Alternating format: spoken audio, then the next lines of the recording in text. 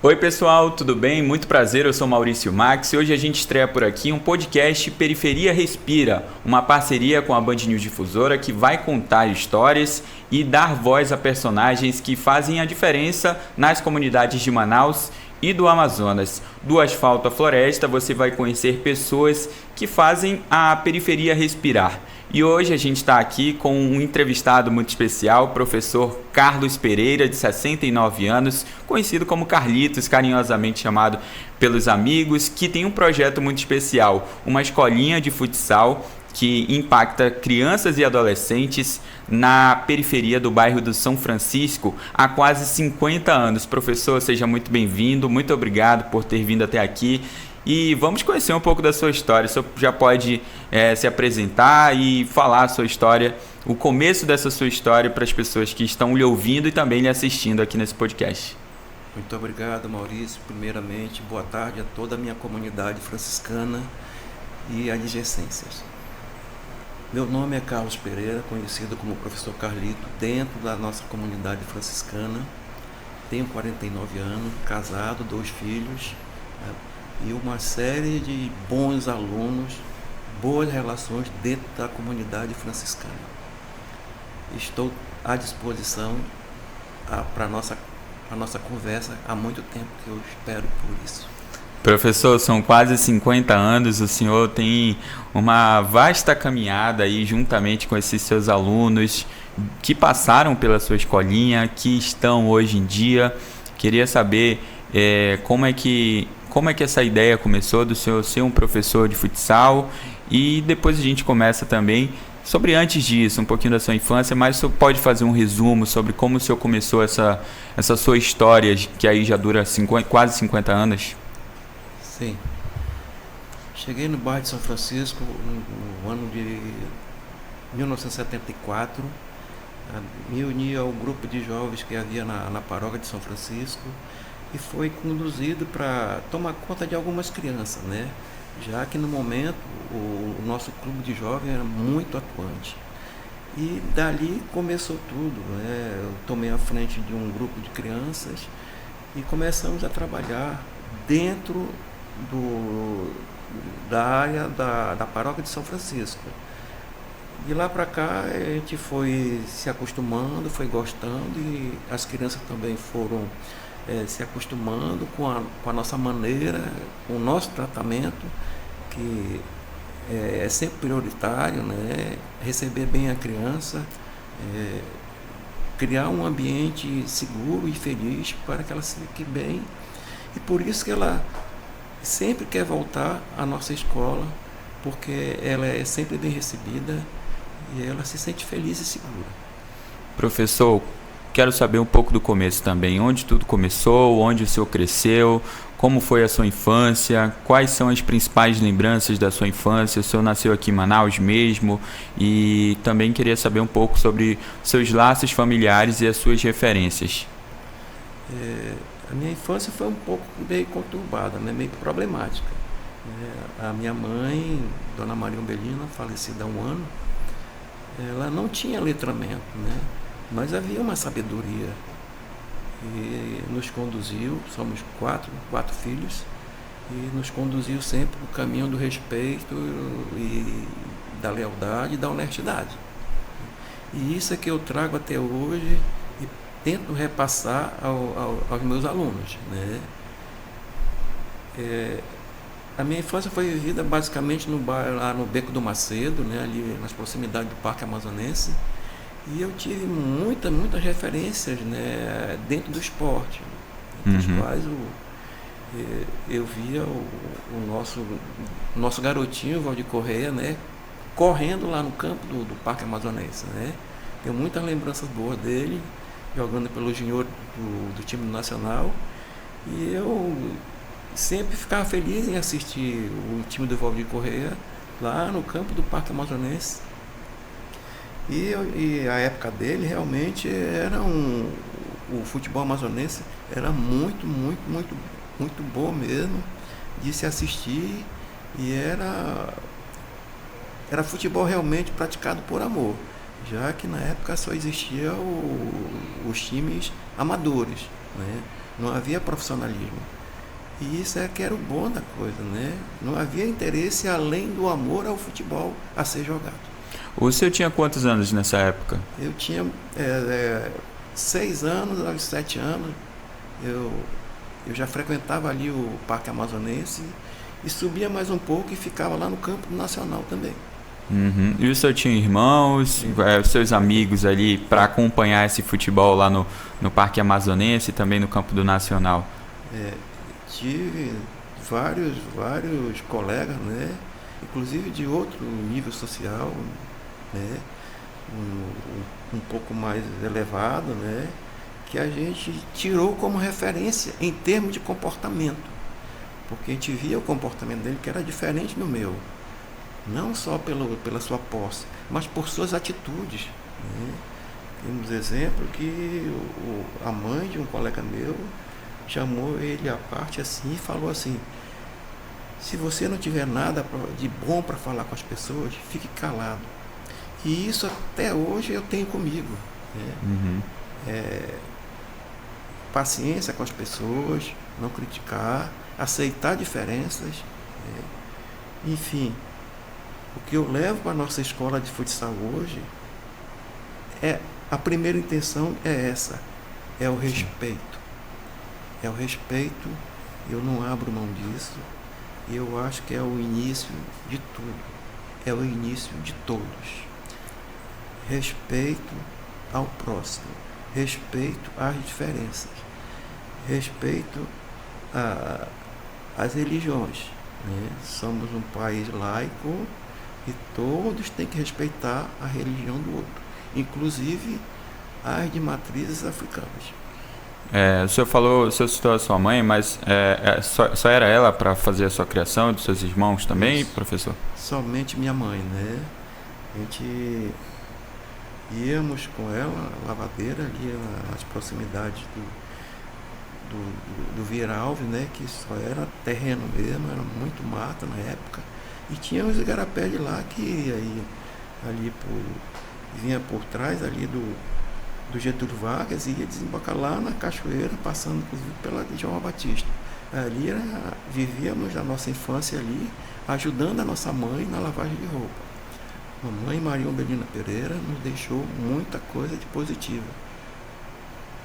Certo, professor. O senhor citou o futebol aí como o seu principal atrativo na sua infância, né? E aí eu creio que o futebol acabou aí lhe acompanhando pelo resto da sua vida. O senhor chegou a jogar futebol profissionalmente? O senhor praticava esporte já na adolescência? O senhor passou pelos times de base aqui do Amazonas? Sim. Passei pelos times de base, passei pelo Atlético Rio Negro Clube, pelo Escolinhas e Juniores. Não tive muita oportunidade, porque na época o Rio Negro estava um pouco quebrado. Aí na década de 80, exatamente no ano de 83, o seu Amadeu Teixeira me convidou para que eu fizesse parte do elenco do América Futebol Clube. Nesse ano de 83, inclusive, participamos do Campeonato Amazonense, né, como jogador profissional. Mas, como havia uma pouca estrutura, eu peguei uma pancada aqui na perna e pegou minha veia femoral e eu tive um momento difícil, né? Quase tive a perna amputada e por isso a minha mãe pediu que eu parasse de jogar futebol profissional e ficasse somente no futebol amador, chamada pelada. Entendi. O senhor jogava de quê, professor? E qual a sua idade na época dessa contusão? Eu tinha 21 anos. Uhum. 21 anos, jogava no meio de campo. Eu tive a honra de participar no meio de campo do América, porque o meio de campo mais famoso que o América teve foi Soldado e Rui, né? Na década de 70. Quando o Soldado saiu, entrou o Lima, o meu amigo lá atrás do Maçoneri, São Francisco, e logo que o outro famoso parou, que foi o Rui, ele me convidou para entrar no time do América. Então ficou Lima e Carlito no meio de campo do América na década de 80. O Lima é o que passou pela Roma? Não, né? Um outro Lima anterior a esse Lima, que é o Pifó, né? Ah, sim, entendi. Tá certo, professor.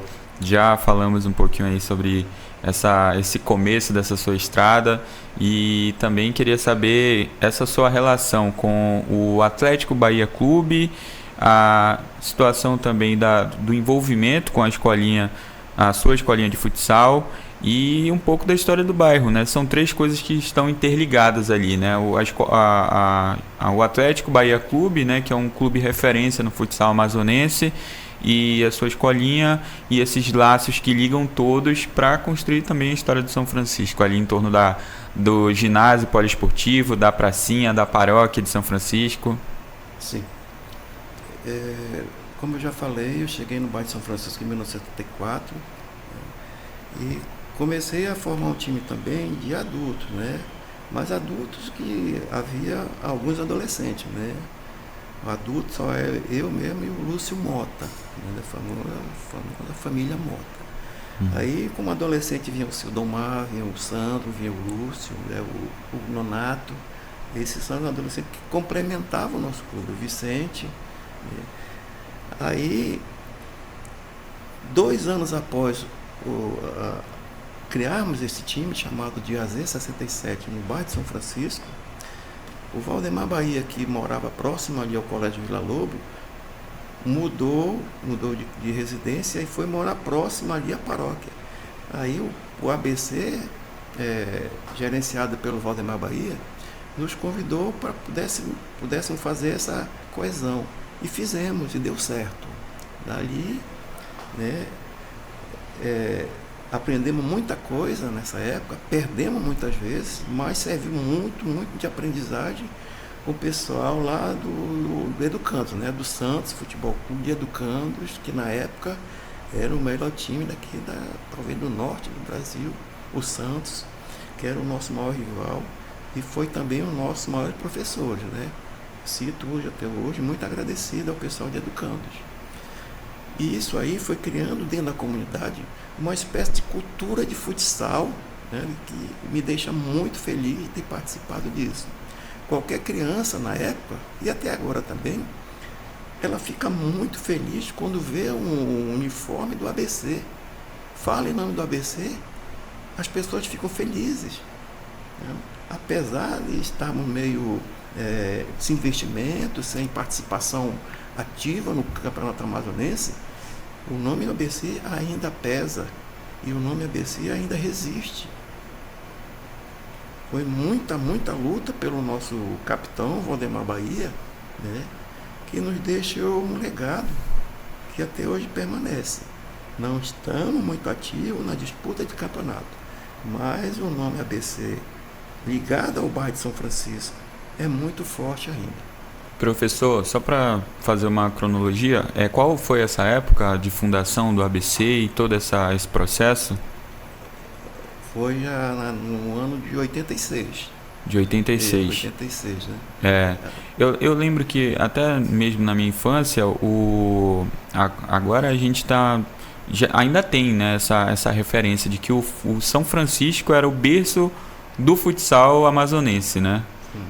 Ganhou muita força Por isso é que ideia. Eu falo que é uma cultura que nós temos do futsal em São Francisco. Não só Francisco, mas Educandos também, né? Esses 2 bairros aqui, Zona Sul, Centro-Sul, são realmente berço do futsal. As crianças já nascem, sabe, com essa tendência de jogar futsal. Parece assim, é inexplicável, né? Eu fico muito feliz em vendo crianças já com a bola no pé e com a tendência ao futsal, que é um jogo curto, um jogo de rapidez, um jogo de inteligência. E isso a gente tem que preservar. Certo, professor. Agora vamos para a sua escolinha para falar um pouco sobre os trabalhos desenvolvidos ali ao longo desses quase 50 anos. Queria saber como é que o senhor está hoje, o senhor tem algum tipo de estrutura, algum tipo de apoio, como é que a escolinha se mantém hoje?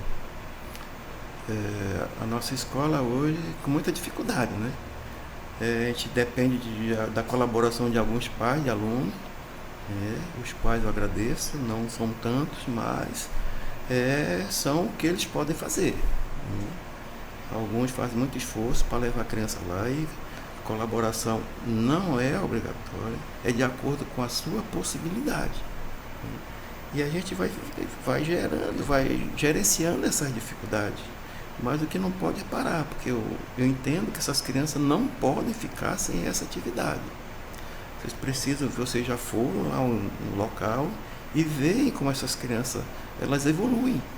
Não só na parte de futebol, não só na parte esportiva, mas na parte de social, na parte de sociabilização. Ela respeita as pessoas que chegam lá. E isso a gente não abre mão, porque essa é a nossa primeira intenção. É criar um ambiente que essa criança se sinta segura e feliz. Por isso é que ela quer voltar. A gente encaminha essa criança ao caminho do respeito, trata bem, respeita, e isso tem uma forma de divulgação. Quando outra criança vem, ela já vê aquele exemplo e vai fazer a mesma coisa. A gente trabalha o respeito, a gente trabalha a empatia, a gente vai mostrando os exemplos que ela precisa melhorar, ela precisa entrar nesse caminho do respeito, ela precisa pensar antes de agir. Professor, uma pergunta também, que é por experiência própria, né? Para você que está nos ouvindo, assistindo agora esse podcast, seja onde for, a gente fala sobre as possibilidades de universos ali no meio dessas crianças que o senhor atende diariamente, né? Eu, quando ia para a escolinha do professor Carlitos, eu sempre tinha algum tipo de experiência que outras pessoas não passaram, né? Eu passei a perceber isso depois de adulto. Mas ali no bairro do São Francisco, que é uma área muito sensível, né? As crianças são muito assediadas por diversos fatores, né? Principalmente da criminalidade, e hoje principalmente pela falta de oportunidades. E aí eu cansava de ver diversas situações antes de chegar até ali a quadra do São Francisco. Por exemplo, de repente ver um assalto, ou ver um amigo meu que de repente morreu por uma troca de tiros, enfim. São situações em que as crianças acabam absorvendo isso e vendo o futsal como uma válvula de escape, né, uma fuga. Queria saber a sua impressão sobre estar ali todos os dias com essas crianças e ter um pouco dessa fuga, né, digamos assim. Sim. O futsal é usado como uma ferramenta para que essa pessoa fuja desse ambiente. Em algumas situações lá, em algumas áreas, né, as crianças não têm nada, não existe política pública. E a gente pede sempre encarecidamente, né, a prefeitura, o Estado, que dê uma olhada para nós. Né. Ali na área do Ceão, um pouco mais para trás, não tem política pública. E elas veem lá o nosso ginásio, a nossa escola, como um lugar seguro, onde ela é bem acolhida, né, fugindo exatamente dessas situações de prostituição, de assalto, porque as dificuldades que a família tem de adotar seus filhos é grande, por N motivos. E a gente procura fazer isso mesmo sem apoio, né, com pouco recurso, mas a gente vai tentando manter essa criança lá. E ela gosta disso, ela gosta do tratamento. E eu espero que com essa sua chance, com essa chance de vocês, da emissora, as pessoas se sensibilizem e aproximem da gente lá, para poder se sentir um pouco mais apoiado pela nossa comunidade. O senhor falou agora sobre apoio, né? Apoio do poder público. Queria saber também se ao longo desses 49 anos o senhor teve algum tipo de suporte, né, tanto de prefeitura, do Estado, alguma iniciativa pública. Como é que foi esse suporte ao longo desses anos? Houve algo permanente? Não, permanente não. Porque já passaram vários projetos lá, de prefeitura, de Estado, mas geralmente são projetos para atender o período político, né? E quando a política termina, há um abandono de funções, abandono do ginásio, e eu termino sempre sozinho. Não, então eu gostaria que isso fosse realmente um projeto de Estado, não um projeto político, que permanecesse, que contratassem mais professores, muitos professores querendo trabalhar, que adotem lá a nossa escola, que cheguem até a Paróquia de São Francisco para firmar algum tipo de contrato, né? Para que possamos acolher um número maior de crianças. Certo, professor. Agora a gente passa por um outro assunto a respeito dessa representatividade. O senhor se formou com quantos anos? Quando foi que o senhor buscou a sua qualificação? Para o que o senhor realmente tinha um dom já, né? De ser um professor, de lecionar, de ensinar crianças a praticar o futsal, também ensinar a cidadania, mas quando foi que o senhor buscou realmente a qualificação e quais foram as dificuldades, né, os fatores que impediram que o senhor fosse em busca dessa qualificação um pouco mais cedo? Foram tantas dificuldades, né? Foram muitas, mas graças a Deus a gente teve o apoio da família, né? Um abraço para minha querida esposa Eucilane, né? Meus filhos, alguns amigos. Mas eu fui buscar essa graduação um pouco tardia, né? Eu não sei se tardia, né? A gente fala que nunca é tarde, mas às vezes complica um pouco, né? Eu graduei aos 64 anos, né? Há 5 anos atrás, mas foi muita luta, né? A gente tem que persistir, né? Com muita dificuldade, né? Inclusive de transporte, de mensalidade. Mas eu tive apoio de alguns colegas, né, ex-alunos que me acompanharam durante essa graduação e me deixaram um pouco mais seguro para que eu pudesse assistir essas aulas, né, sem a preocupação de mensalidade. Certo, professor.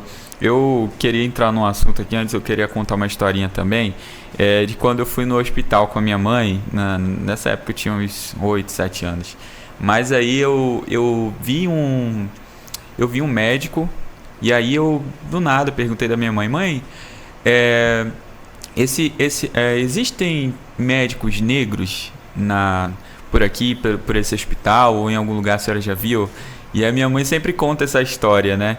E aí o senhor é um professor também negro de periferia que veio de raízes humildes, né? Eu queria saber como é que o senhor se enxerga hoje também, como é que o senhor vê toda essa questão também da cor da nossa pele?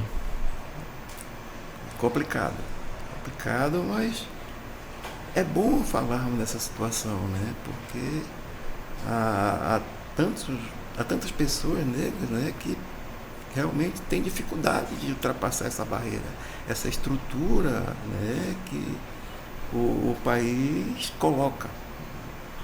Mas temos que encarar, as dificuldades são tantas, mas você traça um objetivo e segue. Porque é muito difícil mesmo, realmente, você perguntar para uma pessoa quantos professores negros ela conhece, são poucos, são raros. Médicos, nem se fala, né? Há uma barreira. Eu tive conversando até com um amigo meu, né, que é uma questão de historialização, né? Isso é histórico, mas isso não pode servir de barreira para que possamos parar, para que possamos não enfrentar isso. Temos que ir em frente. Dificuldade está aí para ser ultrapassada. Certo. Você já passou por algum tipo de situação de racismo ou até mesmo algo que seja similar a algo velado, que tenha significado também essa situação de falta de profissionais em áreas de cor negra, né? Já. Inclusive na nossa escola, já passei por situações e eu me mantive sóbrio, me mantive tranquilo, né, e educado. Fui abordado por uma mãe com a criança, perguntou a que horas o professor chegava. Aí eu ri um pouco irônico e respondi que, por incrível que pareça, o professor era eu. Mas isso acontece muito, mas não se pode aceitar. A gente não pode aceitar isso, né? Tem que colocar a nossa força, colocar que nós somos capazes, sim. Entendi, professor. Agora a gente fala também, vamos passar agora para a questão do futsal em si, né? A gente estava conversando ainda há pouco sobre a Taça Brasil que está sendo realizada aqui em Manaus, tem Manaus como sede. A gente vai falar de um modo geral, porque esse podcast vai ao ar outro dia. Mas como é que o senhor enxerga hoje o nível do futsal aqui no Amazonas? A gente falou sobre o ABC, né, que tem uma grande força, um tradicionalismo, mas a gente vê outros clubes por aqui também com uma força muito grande. Eu quero saber como é que o senhor vê o nível do futsal aqui no Amazonas comparado a outras regiões do país. Estamos um pouco ainda atrasados, né? Mas a principal dificuldade que eu vejo é a falta de investimento, né? Os clubes precisam de investimento, os clubes precisam de uma estrutura. Infelizmente, nós ainda não temos esse patrocínio que coloque realmente o futsal amazonense, que é muito rico. O futsal amazonense é muito, muito rico em qualidade técnicas e individuais também. Mas eu vejo que a federação também ainda não atua como deve. A Federação Amazonense de Futebol de Salão, ela tem que ser mais atuante. E eu acho um pouco assim, meio devagar, mas o fundamental, na minha visão, é a falta de investimento. Mas é um futsal muito, muito, muito bom de assistir, um futsal muito bem jogado pelos amazonenses, né? Não fica nada a dever individualmente, tecnicamente, com os times fora do estado. Essa qualidade técnica, nós estamos um pouco para trás, principalmente na parte tática, né? Que a gente precisa ir buscar, a gente precisa estudar um pouco mais, a gente precisa se preparar lá fora um pouquinho para trazer essas novidades para cá, para que possamos pelo menos tirar um pouco desse nível que incomoda bastante. Certo, professor. Eu quero fazer essa pergunta também, antes da gente ir para o próximo assunto, mas eu queria saber quais nomes passaram lá pela sua escolinha. O senhor pode contar um pouco das pessoas que passaram por ali? Eu fui um dos alunos, mas vim para outro esporte, que é o jornalismo, escrever, entrevistá-lo aqui, está sendo uma grande realização. Mas você pode falar o nome dos atletas que passaram por ali, que hoje estão dando sucesso, que hoje fazem, que deixaram seu nome na história e também ainda estão atuando? Sim. Ultimamente o pessoal conhece por outro nome, mas na nossa escola de futsal a gente não admite apelido, né? Apelido a gente acha que descaracteriza a pessoa. Mas o Felipe, o Emerson e o Paulo Henrique, que as pessoas conhecem por outro nome, são craques de primeira linha que mereciam e merecem um pouco mais de oportunidade, inclusive fora do estado, né? E eu torço muito por eles, né? São garotos obedientes, são garotos bons cidadãos, né? E eu tive a maior honra de poder ajudar um pouco. Só para ilustrar, o professor falou, ele não gosta de falar apelidos, né? Mas eu vou ter que falar aqui. O Felipe Tiririca, que é o meu primo, e o Emerson Júnior, né, que o senhor falou aí, que é o Bombado. É nome de várzea mesmo, né, professor? Mas a gente chegava lá, tinha que falar o nome do Bombado de Emerson. A gente sempre chamava, mas segurava para falar o nome dele, que hoje jogam no Princesa dos Solimões, fizeram inclusive uma ótima campanha no Princesa dos Solimões, são profissionais, e aí o senhor formou a base deles, né, professor? Isso. E do Paulo Henrique, que é conhecido como Prego lá no São Francisco, também meu amigo de infância, meu amigão, meu irmão, e é muito bom você lembrar o nome deles. E também tem o Celino, né?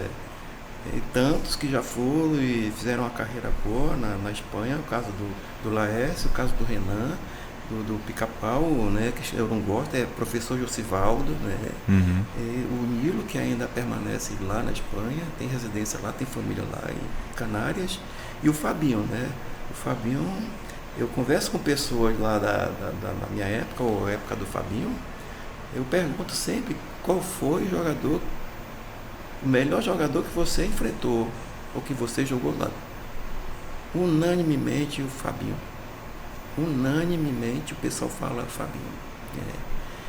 E atualmente tem o Verto, né? O Verto é uma bênção, uma criança que aos 7 anos veio de Benjamin Constant com a família, uma questão de saúde da irmã. E de 7 anos aos 9 anos ele frequentou nossa escola, e um belo dia o pai dele, o Paulo César Rego, ele pediu a minha opinião sobre a qualidade do filho dele, o nível do filho dele. Aí eu disse que ia aprovar de qualquer jeito, porque uma criança aos 7 anos que controla o jogo com dois pés, né, controla o jogo, né, muito veloz, muito habilidoso, teria que dar certo. E graças a Deus deu certo, está no Flamengo Sub-20, esperando a oportunidade para entrar naquele time profissional, que não é fácil. E como foi esse processo? Ele estava na escolinha por lá, e aí teve... o pai dele fez alguns vídeos dele fazendo as jogadas lá na sua escolinha, é isso? Foi.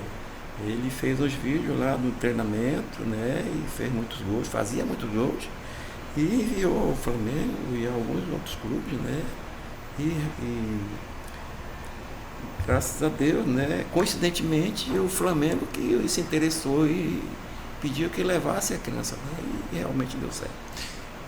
O senhor olhando hoje, vendo aquela criança de 7 anos hoje já no Sub-20, tem um valor aí astronômico. Como é que o senhor avalia uma criança valer tanto assim, e com um talento especial, né? Não tinha noção do que poderia acontecer, porque eu achei a atitude do pai, do Paulo César, muito, muito corajosa. E eu disse: você é uma pessoa muito corajosa. Ele disse: não, eu vou correr atrás do sonho do meu filho. E foi. E hoje eu me sinto muito feliz de ter ajudado de alguma maneira. Espero que agora, no final do ano, ele venha nos visitar. Tá certo, professor. A gente está chegando aqui no final da nossa entrevista. Queria falar, trazer de volta a escolinha que está no centro aqui dessa entrevista. Senhor, qual é o sentimento que o senhor carrega de já estar prestes a completar 50 anos? O que lhe vem à cabeça sobre estar batalhando com essas crianças? O senhor falou que não tem ideia, né? A gente pode fazer até uma continha rápida aqui. O senhor não tem ideia de quantas crianças passaram ali no seu projeto. Mas hoje, quantas crianças vão na sua aula para praticar futsal? Realmente não temos ideia, porque são tantas crianças, tantos adolescentes e longevos, né? São 49 anos. Hoje nós temos assim na base de 160, e nas férias passa de 200 alunos, né? Uhum. Aí a gente tem a preocupação de atender todos bem, porque a gente já foi criança, a gente sabe a importância de ter um espaço para jogar. O coleguinha vai com o outro, aí sabe que ele quer jogar. Aquilo ali para ele é tudo, como foi para nós também na nossa infância, um espaço para jogar. E a gente espera que, de alguma forma, a sensibilidade de algumas pessoas, né, aproxime dessas crianças e possa nos ajudar um pouco, né, com apoio material ou financeiro. Certo, professor. E então aí, para vocês que ouviram aí, 160, 200 crianças durante 49 anos. A gente tem uma ideia aí de quantas crianças o professor impactou com esse trabalho tão maravilhoso dele. Então, professor, eu queria saber, o senhor olhando para toda essa história, vendo esses 49 anos, ano que vem 50 anos, esse sentimento que o senhor carrega para sair de casa todo dia, diariamente, o senhor vai ali com a sua bolsinha nas costas, com a sacola de bolas, saindo tranquilamente por ali, já acompanhado de algumas crianças, desde a saída da sua casa, e ali ficando na pracinha para aguardar a quadra ser aberta para elas poderem praticar futsal. Elas ficam muito felizes ali quando vê aquele portão abrindo. Como é que o senhor vê isso? Com muita felicidade, né? Primeiro, agradecendo a Deus primeiro por permitir que eu ainda continue com o meu trabalho. E quando eu perder a motivação de fazer isso, aí eu já posso parar. Mas por enquanto não é essa a intenção. é seguir em frente e ver até onde Deus nos abençoa para poder fazermos um trabalho bom com essas crianças, né? E poder acolher. Acolhimento é a palavra. Tá certo, professor. Muito obrigado. Para quem nos acompanhou até aqui, a gente conversou com o professor Carlos Pereira, o Carlitos, professor de futsal talentoso aí de há quase 50 anos prestando aulas a crianças e adolescentes na periferia do bairro do São Francisco, lá no ginásio poliesportivo do bairro do São Francisco. Muito obrigado, professor. Eu que agradeço, uma satisfação imensa vir aqui conversar com vocês. Agradeço a você, a sua equipe, né, pela paciência e pelo tratamento que tiveram comigo. Nós estamos sempre à disposição de vocês. A você que passou pela nossa escola será sempre bem-vindo à nossa comunidade, à nossa escola de futsal de São Francisco. Muito obrigado. Obrigado, professor. Um dia eu vou lá bater uma bola, tá chegando minhas férias aí, eu passo lá para bater uma bolinha. Será um prazer recebê-lo. Bom, para quem acompanhou o Periferia Respira, podcast em parceria com a Band News Difusora, como a gente já falou, a gente está chegando ao final e eu vou citar o trecho aqui de uma música do grupo Racionais. A Vida é Desafio, o nome da música. Sempre fui sonhador, é isso que me mantém vivo. Quando pivete, meu sonho era ser jogador de futebol. Vai vendo. Mas o sistema limita a nossa vida de tal forma que tive que fazer minha escolha, sonhar ou sobreviver. E assim a gente chega ao final desse podcast por aqui.